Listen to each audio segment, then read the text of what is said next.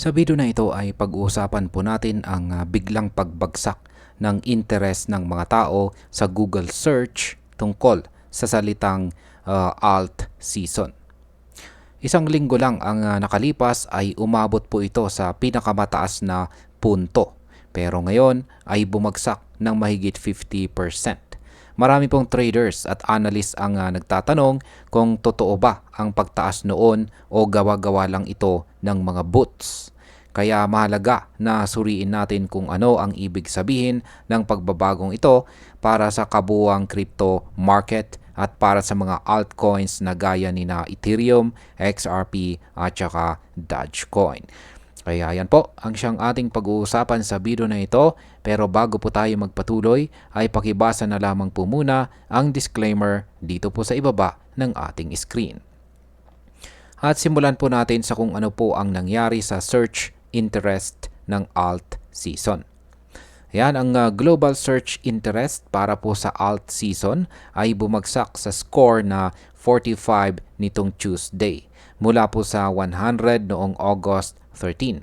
Ang pagbaba po ay mabilis at malaki kumpara sa nakaraang linggo. Nangyari po ito matapos si Bitcoin na umabot sa bagong all-time high na $124,128 noong August 14 bago po siya bumalik sa $113,670. Kaya ang market impact po nito ay kapag bumababa ang interest ng retail investors, madalas ay humihina rin ang momentum ng mga altcoins. Ang pagbaba po ng search interest ay maari pong magpahiwatig na nawawala ang hype or FOMO sa market na posible pong magdulot ng patuloy na consolidation or retracement.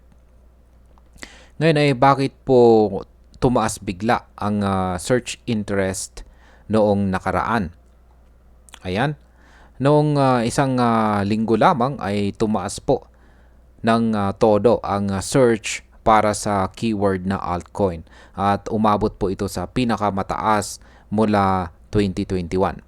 Kasabay din nito ay umakyat ang interest kay Ethereum na nakaabot naman sa kanyang 2-year peak.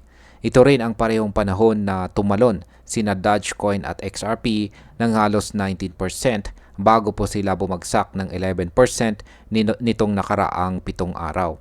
Kaya ang market impact po nito ay ang mga ganitong pagtaas ng interest ay madalas nagbubunsod ng short-lived rallies. Kapag mabilis po ang hype, mabilis din itong mawala. Kaya posibleng magresulta sa volatility kung saan biglang tataas ang presyo at bigla rin itong babagsak. Ngayon ay totoo ba o gawa-gawa lamang ang spike? May mga eksperto gaya po ng economist na si Alex Kruger na nagduda kung natural ba ang spike ng mga searches na ito.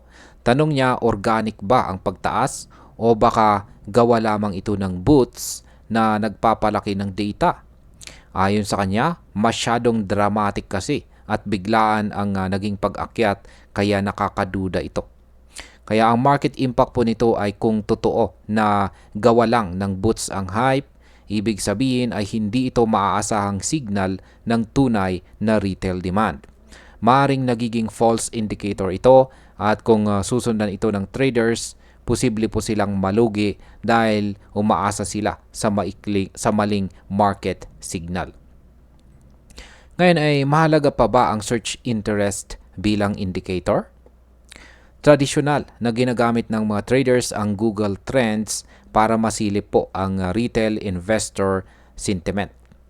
Kapag tumataas ang searches para sa alt season or Bitcoin, kadalasan ay sinyalis ito na maraming bagong investors ang pumapasok at may posibilidad na umabot ang market sa local top. Pero may ilan na nagsasabi na baka hindi na ito kasing epektibo tulad ng dati. Kaya ang market impact po nito ay kung nawawala na ang pagiging reliable ng search interest bilang indicator, kailangan ng traders na umasa sa mas malalim na market data gaya ng trading volume, inflows sa ETF at on-chain analysis. Posibleng maging mas unpredictable po ang market kapag nawawala ang dating reliable indicators. Ngayon ay sino po ba ang nagpapalakas ng hype tungkol sa alt season? Ayon po sa crypto analyst na si Christian Chifoy, isa po siya sa mga dahilan ng biglang pagtaas ng searches ay dahil sa promosyon ng malalaking crypto exchanges gaya ni Coinbase. Nitong nakarang linggo, sinabi po ng Coinbase Institutional na nakikita nilang posibleng magkaroon ng alt season bago pumasok ang buwan ng September. Ngayon, pagdating po sa market impact, kapag malalaking players gaya po ni Coinbase ang naglalabas ng ganitong pananaw, madalas ay nakakaapekto ito sa market sentiment. Maaari po nitong pasiglahin ang mga retail investors at magdulot ito ng short-term rally sa mga altcoins. Pero kung kulang ang tunay na demand, mabilis din itong babagsak tulad ng nangyari noong linggo. Ngayon ay bakit may mga nagsasabi na hindi ito relevant? Ayan, ayon po ulit kay Chifoy. Ayan, siya po ay nagsabi na baka hindi na maganda ang pagbabasa ng search interest para sukatin ang crypto cycle ngayon. May mga traders na sumang-ayon dito at nagsasabing may iba ng paraan para makakuha ng exposure sa crypto. Kasama na po dito ang spot Bitcoin at saka Ethereum ETF, pati mga public companies na humahawak ng crypto assets.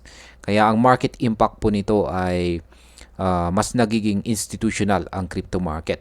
Kung mas maraming malalaking kumpanya at ETF ang pumapasok, mas bumababa ang kahalagahan ng retail search trends. Posibleng magdulot ito ng mas matatag na long-term growth pero mas maliit na epekto mula sa hype na nanggagaling sa dito kay Google or sa Google searches. At yan bilang panghuli para po sa akin ang biglang pagbaba ng interest sa alt season ay nagpapakita po na hindi na ganoon ka-reliable ang Google search trends para basahin ang market sentiment. Ang mabilis na hype ay hindi po sapat para mapanatili ang rallies ng mga altcoins gaya ni na XRP at Dogecoin. Sa ngayon ay mas mainam po na tumutok ang mga traders or investors sa mas konkretong data tulad po ng trading volume, institutional flows at developments sa Bitcoin ETF. Kung hindi natin gagawin ito, madali tayong madadala ng hype na maaari pong wala namang matibay na pundasyon. At hanggang dito na lamang po tayo sa video na ito mga ka-crypto. Marami pong salamat sa panonood. Ingat po tayo lagi at God bless po sa ating lahat.